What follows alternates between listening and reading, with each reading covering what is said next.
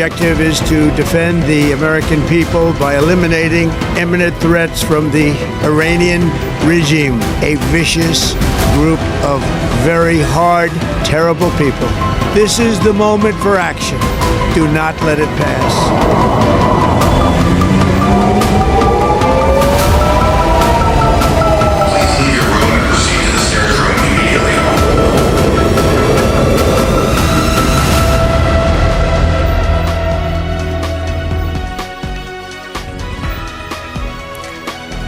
West Asia is at war.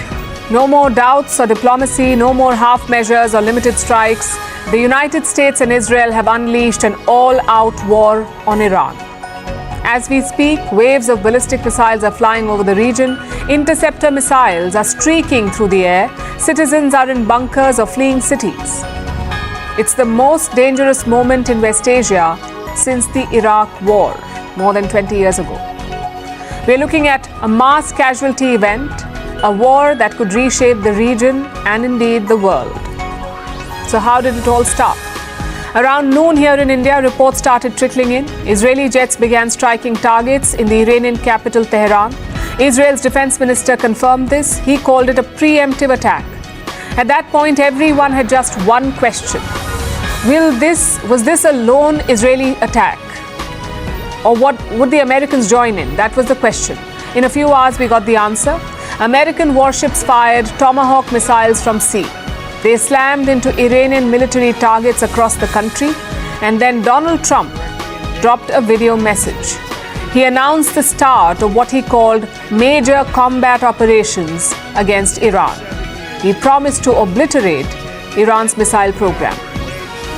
The United States military is undertaking a massive and ongoing operation to prevent this very wicked, radical dictatorship from threatening America and our core national security interests. We are going to destroy their missiles and raise their missile industry to the ground. It will be totally, again, obliterated. We're going to annihilate their Navy. We're going to ensure that the region's terrorist proxies can no longer destabilize the region or the world and attack our forces and no longer use their IEDs or roadside bombs, as they are sometimes called, to so gravely wound and kill thousands and thousands of people, including many Americans. And we will ensure that Iran does not obtain a nuclear weapon. My administration has taken every possible step to minimize the risk to U.S. personnel in the region. Even so, and I do not make this statement lightly, the Iranian regime seeks to kill. The lives of courageous American heroes may be lost, and we may have casualties. That often happens in war. But we're doing this not for now. We're doing this for the future, and it is a noble mission. What you heard was a big admission from U.S. President Donald Trump. He says American soldiers may lose their lives and that the U.S. machinery may be destroyed. It tells you how massive this operation is. And the bigger the operation, the bigger the retaliation. Reports say there is a clear division of roles in this attack. Israel has deep knowledge of the Iranian leadership and regime. So the Israeli military is hitting regime targets in Iran. Meanwhile, the US military is targeting Iranian missiles and missile launchers. As always, Israel has released footage of its operations. Take a look.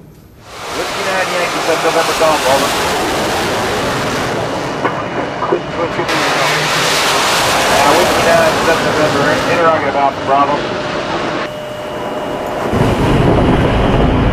Negative, Bravo, Bravo. This is 7 November Golf, Roger. Request you check your Romeo side. I'll go ahead and check my Tango side. 7 November Golf out.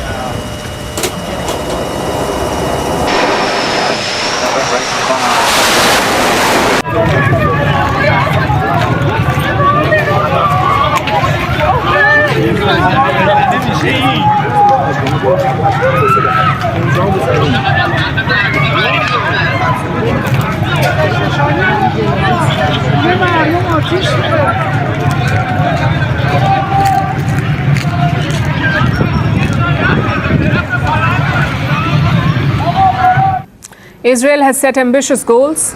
Prime Minister Benjamin Netanyahu wants to denuclearize Iran, and he too is openly talking about regime change. Together with the United States, we will strike the terror regime harshly. We will create the conditions that will allow the brave Iranian people to rid themselves of the burden of this murderous regime. This is your chance to establish a new and free Iran. Take your fate into your own hands. Raise your head. Lift your eyes to the sky. Our forces are there, pilots of the free world. Everyone is coming to your aid.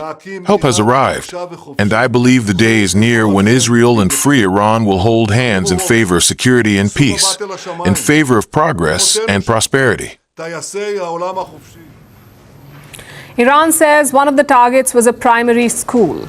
They claim that Israel killed 51 girls with a single strike. Iran's foreign minister has also posted pictures of the aftermath.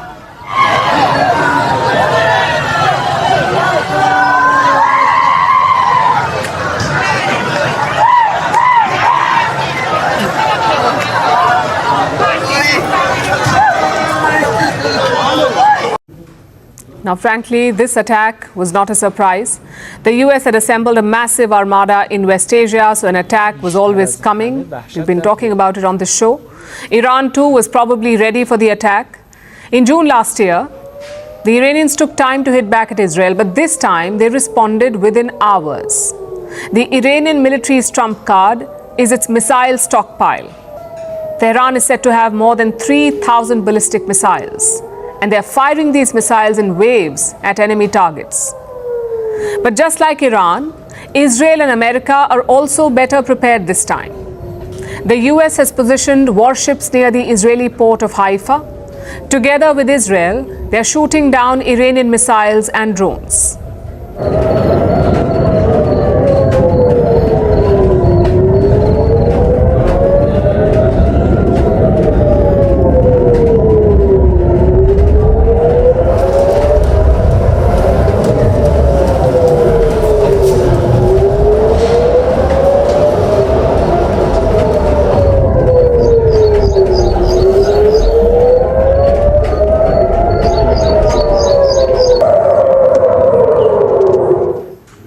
As far as wars go, this is a strange one. Iran and Israel do not share a border, so there is no question of fighting on the ground. It's all aerial. Missiles from Iran take around 12 minutes to reach Israel. There's a 12-minute period, and that gives them enough time to intercept those missiles. And yet last year, that 12-minute period was not enough. Almost 50 Iranian missiles hit Israeli cities, 50 missiles. And that forced Israel to agree to a ceasefire. But this time there are two key differences. One, both Israel and the US are ready for a long and sustained operation. They're not hitting Iranian nuclear sites, they're hitting military and leadership targets. Even at this very hour, Air Force squadrons and pilots are striking across Iran. We are all with them and behind them. The operation will continue for as long as required. So that's the first difference, hitting leadership targets. Israel and the US are in it for the long haul. And secondly, Iran is even weaker than the last time. A lot of their missile launchers are being targeted, so Iran's ability to sustain this attack is in question. They're prepared, yes, but do they have the capability? Well, that's the big question. Iran knows that it cannot defeat Israel or the US militarily, so their strategy is to increase costs on both sides. And a big part of that are the Gulf states. Power doesn't end quietly. Some deaths are not accidents. They are messages. A gunshot. A crowd. A country frozen. The killer disappears. The questions don't.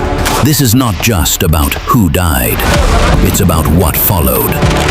Governments fell. Armies moved. History rewrote itself. 5 leaders. 5 moments. One pattern. The assassination.